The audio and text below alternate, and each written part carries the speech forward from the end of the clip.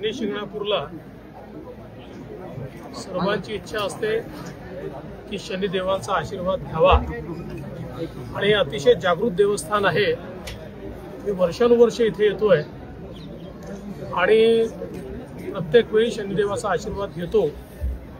आज खरं म्हणजे मी शनिदेवांचे आभार मानले आहेत की ज्या प्रकारे त्यांच्या आशीर्वादामुळे महाराष्ट्राची सेवा करण्याची संधी आम्हाला मिळाली आणि हाही आशीर्वाद मागितलेला आहे की आता ही संधी मिळाली असल्यामुळे या संधीचं सोनं करण्याची शक्ती त्यांनी आम्हाला द्यावी। साहेब, बीड प्रकरणामध्ये आज आरोपींना मोकांतर्गत कारवाई झाली तर कुठेतरी समाधानाचं वातावरण तयार झालं आहे।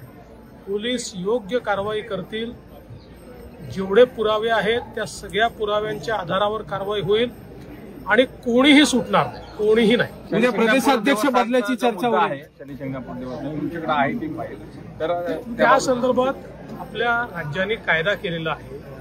त्या कायद्याची अंमलबजावणी करणं अजून बाकी आहे। लवकरच आम्ही निर्णय घेऊन जो काही विधानसभेने कायदा पास केलेला आहे त्याची योग्य अंमलबजावणी करू। उद्या नवीन प्रदेशाध्यक्षाची घोषणा होणार असल्याची चर्चा आहे, काय सांगा ती गोष्ट? अजून माझ्यापर्यंत चर्चा पोचली नाहीये। सर, देशमुख कुटुंबियांकडून त्यांची मागणी आहे की या तपासाचं आम्हाला नीट होणार आहे, काही काळजी करू